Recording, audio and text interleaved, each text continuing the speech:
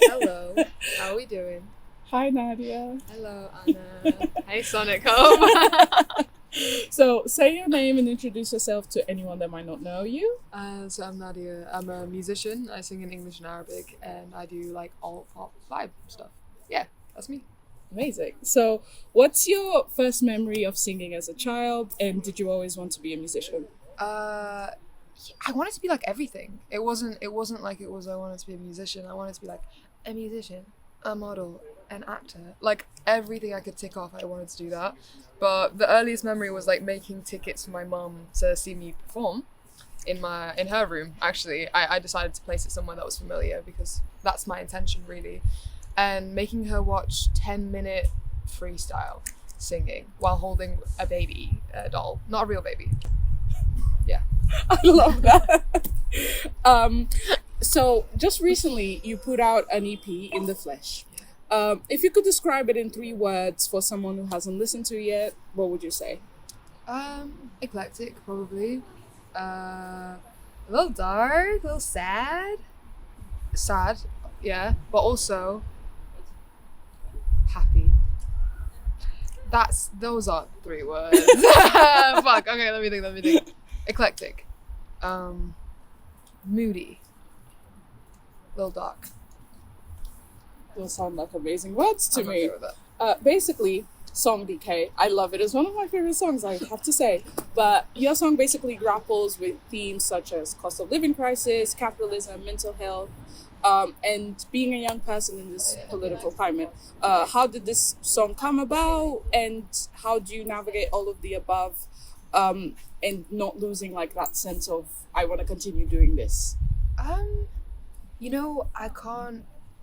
It's a very difficult thing when you're talking about an experience that's shared, I think. Like, for me to talk about something negative or cost of living or, like, life in general, in any, like, negative way, it can be misconstrued. Like, I never want it to feel as though I'm talking about how it's affecting me, but more about how it's affecting a collective community and, like, all of us, I want it to feel as though it's, like, I'm not trying to gatekeep that kind of emotion or that kind of feeling.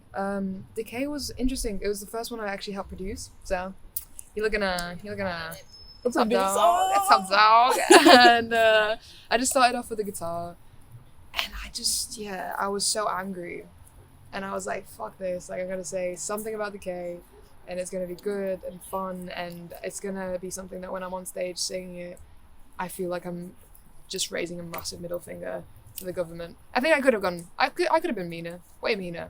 But next time. There's always next time. There's They always, keep fucking I'm gonna get you. Basically, you said it earlier, but you basically sing in both Arabic and English in your songs. Did this basically come naturally to you, or was it, something like a conscious decision that you had to sing in both languages? It's just because I was raised in Cairo, Egypt. So whenever I was around the house, I'd speak in English and Arabic. So naturally, that would extend to. I was thinking, why am I not doing this? Like, why? I was talking to all these people that I saw, because I never got a chance to speak Arabic to anyone. It was so annoying. But then I was coming across all these people where I was like, oh my god, and you speak Arabic too, and it felt like a surprise every time. So I was like, damn, a lot of people must feel like me. So I'm gonna start including that, because it's how I think. You know how people are always like, what language do you think in? And you're like, well, obviously all the ones I know. Like, what do you like? No, it's a linear, just English. No, it's both. So yeah, pretty much. Amazing. I have to ask this question because it feels like picking a child, but what is your favorite song of yours? Oh, fuck. Okay. Favorite one to perform? Yeah. Is either Decay or Ouch. My favorite song, written-wise, is What's It Like? Cheat codes! I said 3 songs. To be honest, that's a very me thing. What sign are you, by the way? Gemini. Okay. Are you a Gemini? No, I'm not a Gemini, but I love Gemini. Are you horrified? Oh, thank God. No, I'm not horrified. I'm only horrified by 2 signs. Which are? Sagittarius and Aquarius. Those 2 are my favorite? No way! What are you? I'm a Taurus. It would make sense. Like, I'm very stable. I'm a Taurus rising. Maybe that's what we're resonating with. I'm a Sagittarius rising, so. I'm a Sagittarius. There is one bit of water in my chart. One. It's on its own. I kill it every day. It's not part of me. For me, I have so much like fire and earth on me. I barely see that, you know. No, I love I know. I feel like I sound Lulu every time I say that, but I see it. I see that. Basically, another question that I love asking people is, what are your main influences? Oh, people. I think I loved Pink growing up. Like, she was so cool. Like, she was so androgynous. I think I was a bit in love with her also, in a gay way. But I also didn't know that at the time. So I look back at it in a very weird way. I'm like, why did I watch that one clip of her throwing eggs on the car in So What so many times? Okay.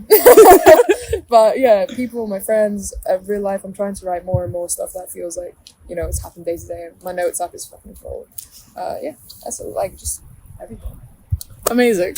Another question that kind of follows in the Sonic Hub represented is a lot of time artists have to need kind of an online presence nowadays. It pays like a pivotal role nowadays. Yeah. How do you navigate that, like, without losing sight of your artistry, pretty much? I was really lucky. Like, we were all in lockdown and we were all like miserable because we were just kind of like, oh, you know, I'm at home all the time and I'm whatever. And that was a privilege in itself to be bored and not like worried. But either way, I love social media. I think I'm obsessed with the internet. Sorry, like it's a problem thing because I feel as though my whole thing in high school, the whole reason I was like maybe teased a little bit and all that stuff was because I was weird. And then now I feel like I'm allowed to be weird online, and that's really fun. I need to talk about music more online. I kind of do that more on Instagram than I do on TikTok, but yeah. That kind of follows along with another question that I was going to ask, because basically growing up in the early 2000s, you know, we found ourselves in the epicenter of the rise of online popular culture. How did that shape you? Like, were you part of any fandoms yourself? And how does basically that influence how you interact with your fans nowadays? Was I part of any fandom myself? That's such a... Shawn Mendes. Matt Con. The Shawn Mendes to lesbian pipeline. I'm so sorry. But yeah, no, I was a fan of everything. Everything I was obsessed with. Like Stromae, John Bellion, like whoever. I was just like, I'm such a fan, you know?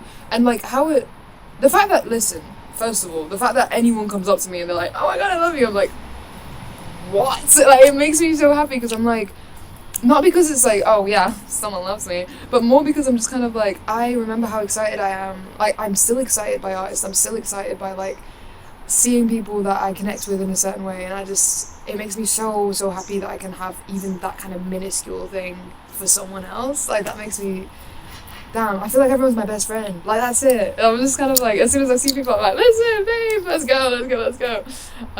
Yeah, I want to be accessible. I want it to feel like a community because, like, we're all just kicking around. We need people. We need each other.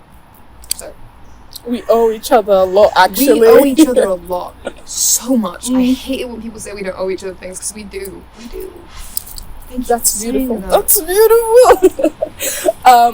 Any advice that you have to emerging artists, like starting their journey, and what would the advice be?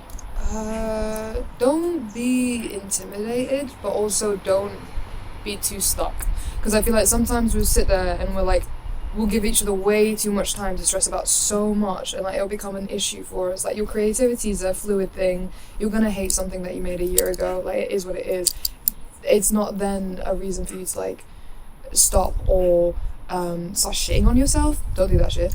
And also, like, it's not a reason for you to not... Oh my god, there's a squirrel over there holding its hands like that. Sorry. Share stuff. You're never gonna feel like it's ready. So just feel as though you're sharing things along and think of it more as a process rather than something that is like done, perfect, you know, enviable. That's what it is. Amazing. And last but not least, any upcoming gigs and projects that you can tell us about? Yeah, I'm making a bunch of music right now, so it's not like necessarily a concrete thing, but 25th, oh wait, that's already gonna be gone by the time. Wednesday. Okay, let's think. What's coming up? There's loads of gigs. I'm gigging all the time, baby. I'm just trying to be on stage. I'm just trying to talk to people, see their little faces. So check my Instagram. I'm always gigging. You're gonna get sick of me, But please don't, because I love you. Bye, baby. Bye, baby.